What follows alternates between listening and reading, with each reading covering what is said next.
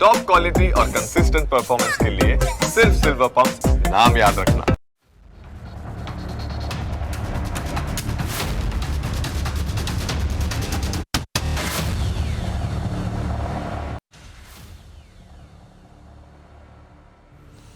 નમસ્કાર, હું Janak Dave. Full stop news analysis પ્રોગ્રામમાં આપનું સ્વાગત છે.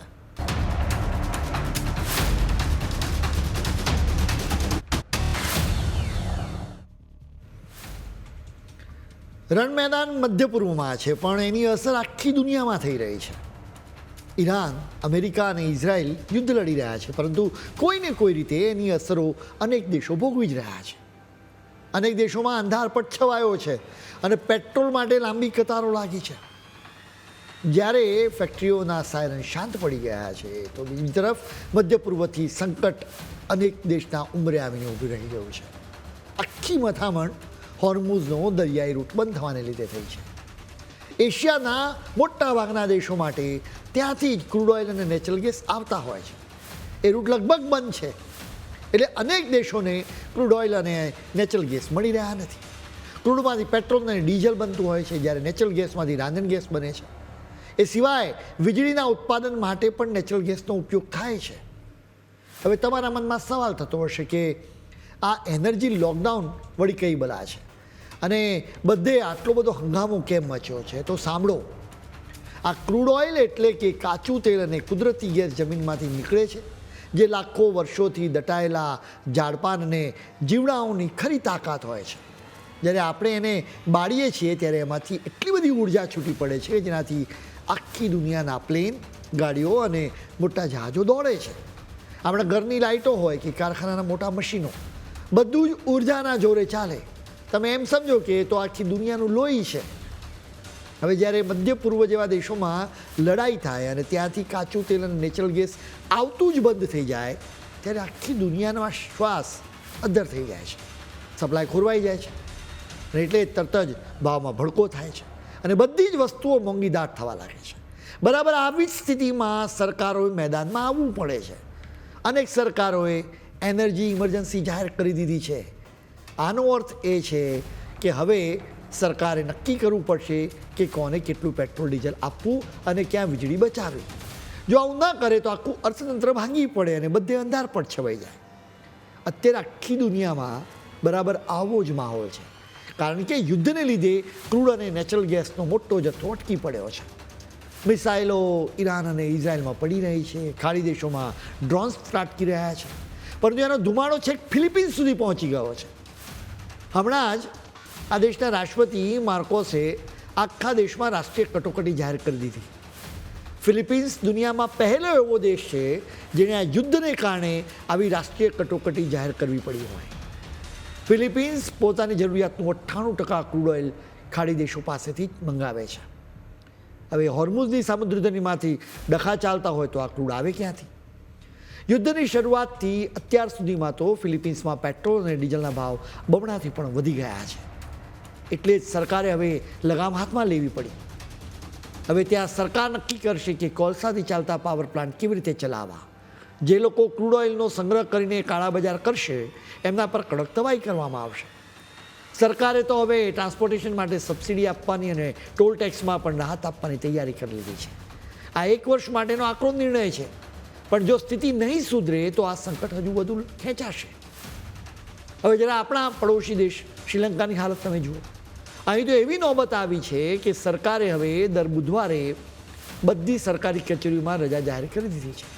આ રજા કોઈ તહેવાર માટે નથી, પરંતુ પેટ્રોલ અને ડીઝલ બચાવવા માટે છે. અમેરિકા, ઇઝરાયલ અને ઈરાન વચ્ચે જે યુદ્ધ ફાટી નીકળ્યું છે એની સીધી અસર હવે શ્રીલંકાના રસ્તાઓ પર દેખાઈ રહી છે. ગયા વર્ષે હોર્મુઝના રસ્તેથી પસાર થનારું 90% ક્રૂડ ઓઇલ અને નેચરલ ગેસ આપણા એશિયામાં જ આવતું હતું. તમે હમણાં આપણા ગુજરાતના પેટ્રોલ પંપ ઉપર જે લાંબી લાઈનો જોઈ, એ બિલકુલ એવી જ આફત અત્યારે બાંગ્લાદેશમાં આવી છે. અહીં શુક્રવારથી સરકારે પેટ્રોલ ડીઝલ વેચવા પર મર્યાદા મૂકી દીધી છે. એટલે કે અમુક લિમિટમાં જ પેટ્રોલ અને ડીઝલ મળે. લોકોમાં એટલો ફફડાટ છે કે ફટાફટ ટાંકીઓને ફૂલ કરાવવા અને ઘરે પેટ્રોલ અને ડીઝલના કેરબા ભરી રાખવા દોડાદોડ મચી ગઈ. બાંગ્લાદેશને પોતાનો દેશ ચલાવવા માટે 95% ક્રૂડ ઓઇલ તો બહારથી જ મંગાવવું પડે છે. હવે આખી દુનિયામાં યુદ્ધના લીધે જે ધાંધલ ધમાલ ચાલે છે એમાં ક્રૂડના ટેન્કરો આવવામાં જ મોડું થઈ રહ્યું છે. ઉપરથી પાછી અફવાઓ એવી ઉડી કે પેટ્રોલ અને ડીઝલ ખતમ થઈ જવાનું છે. એટલે લોકો અને વેપારીઓ બંને સંગ્રહખોરી કરવા લાગ્યા. બાંગ્લાદેશ પછી પાકિસ્તાનની વાત કરીએ તો ત્યાં સ્થિતિ વધારે ખરાબ છે. શાહબાઝ શરીફની સરકારે સરકારી કર્મચારીઓને કહી દીધું છે કે તમે અઠવાડિયામાં માત્ર 4 દિવસે જ કામે આવજો, બાકીના દિવસે ઘરે બેસી રહેજો, જેથી ઓફિસોમાં વીજળી અને આવવા જવા માટેનું પેટ્રોલ બચે. એટલું નહીં, નિશાળો અને યુનિવર્સિટીઓ પણ 2 અઠવાડિયા માટે બંધ કરી દેવાઈ. હમણાં માર્ચ મહિનાની શરૂઆતમાં જ પાકિસ્તાનની સરકારે પેટ્રોલ અને ડીઝલની કિંમતો 55 રૂપિયા સુધી વધારી દીધી. અત્યારે ત્યાં પેટ્રોલ લગભગ 321 પાકિસ્તાની રૂપિયા અને ડીઝલ તો લગભગ 335 પાકિસ્તાની રૂપિયાને પાર કરી ગયું છે. હવાઈ મુસાફરી પણ એટલી જ મોંઘી થઈ છે. પ્લેનના ઈંધણના ભાવ વધ્યા એટલે ટિકિટોના ભાવમાં સીધો 5-5 હજાર સુધીનો વધારો થઈ ગયો. જો કોઈને વિદેશ જવું હોય તો ટિકિટ 10 થી 28 હજાર રૂપિયા વધારે ચૂકવવા પડે છે. પાકિસ્તાનની આર્થિક હાલત ખરાબ છે, એટલે જ તો આદેશ મધ્યસ્થી કરવા માટે આગળ આવ્યો છે. હવે જરા દક્ષિણ કોરિયા બાજુ નજર નાખો તો ખબર પડે કે ત્યાંના રાષ્ટ્રપતિ લી જે મ્યુંગ અત્યારે કેટલી ચિંતામાં છે. ઈરાન સાથેના યુદ્ધને લીધે ક્રૂડ અને નેચરલ ગેસના જે ધાંધિયા પડ્યા છે એ જોઈને એમણે તો આખા દેશમાં હવે કરકસર ઝુંબેશ શરૂ કરી દીધી છે. સૌથી પહેલાં તો સરકારી બાબુઓને કહી દીધું છે કે તમારે આ લક્ઝરી ગાડીઓ હવે ઓછી ફેરવજો અને બને એટલું પેટ્રોલ બચાવજો. અહીંની સરકારે ચોખ્ખું કીધું છે કે અત્યારે તો અમે લોકોને પ્રેમથી સમજાવીએ છીએ કે ગાડીઓ ઓછી કાઢો, પણ જો સ્થિતિ વધારે બગડશે ને તો અને આ એનર્જી સંકટ વધશે તો પછી કડક નિયમો લાવવા જ પડશે. અત્યારે તો ત્યાંની સરકાર લોકોને નાની નાની વાતો સમજાવી રહી છે જેનાથી વીજળી બચે. તમને જાણીને નવાઈ લાગશે, પણ હવે ત્યાં લોકોને કહેવામાં આવ્યું છે કે નાહવામાં પણ વાર ન લગાડતા ફટાફટ શાવર લઈને બહાર આવી જજો. ફોન કે ઇલેક્ટ્રિક ગાડીઓ હોય તો એ રાત્રે નહીં દિવસે જ ચાર્જ કરી લેવી. એટલું જ નહીં, પણ વોશિંગ મશીન કે વેક્યુમ ક્લીનર જેવી વસ્તુઓ વાપરવી હોય તો શનિ રવિની જ રાહ તમારે જોવી, જેથી અઠવાડિયા દરમિયાન વીજળી પર બહુ ભાર ન પડે. વિચાર કરો કે યુદ્ધને લીધે દૂર સાઉથ કોરિયાના લોકોના જિંદગીને કેવી રીતે અસર થઈ રહી છે. આપણા પડોશી દેશ મ્યાનમારની હાલત તો બહુ જ ખરાબ છે. ત્યાં તો ચારે બાજુ મુસીબતોના પહાડ તૂટી પડ્યા છે. સૌથી મોટો માર તો આ ઈંધણની અછતનો પડ્યો છે. પેટ્રોલ અને ડીઝલના ટીપે ટીપા માટે લોકો વલખા મારી રહ્યા છે. હવે સરકારે તો આકરા નિયમો લાદી દીધા, દરેકને માપી તોલીને જ ઈંધણ આપે છે. તમે વિચારો, ગાડીઓ રસ્તા પર થંભી ગઈ, લોકોના ધંધા રોજગાર સાવ ચોપટ થઈ ગયા છે. સૌથી વધુ દુઃખની વાત તો એ છે કે જે લોકો બિચારા મુસીબતમાં છે, જેમને મદદની જરૂર છે, ત્યાં સુધી ખાવા પીવાનું કે દવા પહોંચાડવાની પણ હવે લોઢાના ચણા ચાવવા જેવું કામ થઈ ગયું છે. મ્યાનમાર પછી હવે ઇજિપ્તની વાત કરીશું. અહીં પણ મારે મોકાણ સર્જાઈ છે. અહીં આખી રાત જે રોશની ઝગમગતી હતી એના પર હવે ગ્રહણ લાગી ગયું છે. 28મી માર્ચથી તો ત્યાં આખો નજારો બદલાઈ જશે. રાતના 9 વાગ્યા પછી દુકાનો, મોલ અને રેસ્ટોરન્ટના શટર ધડાધડ પડવા માંડશે. જે દેશોમાં લોકો મોડી રાત સુધી ખાણીપીણી અને ખરીદીની મોજ માણતા હોય ત્યાં હવે 9 વાગે તો સોંપો પડી જશે.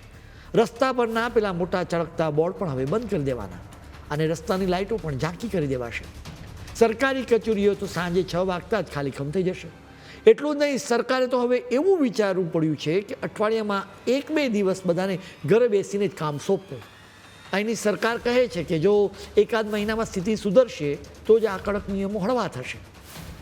વિયેતનામમાં પણ હાલત ખરાબ છે. અહીંના વેપાર મંત્રાલયે તો કંપનીઓને વિનંતી કરી છે કે તમે હવે કર્મચારીઓ ઘરે બેસીને જ કામ કરવા દો. વિયેતનામમાં તો પેટ્રોલ ડીઝલના ભાવ આસમાને પહોંચી ગયા છે. તમે કહેશો કે આપણું ભારત પણ હોર્મુઝના રસ્તે તો ક્રૂડ ઓઇલ મંગાવે છે, તો પછી ભારતની હાલત તમે કેમ વાત કરતા નથી? આપણું ભારત ખૂબ સ્માર્ટ છે. અત્યારે અમેરિકાએ છૂટ આપી એટલે ભારતે તક ઝડપી લીધી અને ઈરાન અને રશિયા પાસેથી ક્રૂડ ઓઇલ મેળવવાનું શરૂ કર્યું. વળી ઈરાનની ચોખવટ પછી ભારતની ચિંતા ઓછી થઈ ગઈ છે. ઈરાનના વિદેશ મંત્રી અબ્બાસ રાગચીએ જાહેર કર્યું છે કે તેમણે ભારત સહિતના મિત્ર દેશોના જહાજોને પસાર થવા માટે છૂટ આપી છે. ભારત સિવાય ઈરાને ચીન, રશિયા, ઈરાક અને પાકિસ્તાન માટે પણ છૂટ આપી છે. એટલે ભારત માટે હવે ચિંતા હળવી થઈ છે.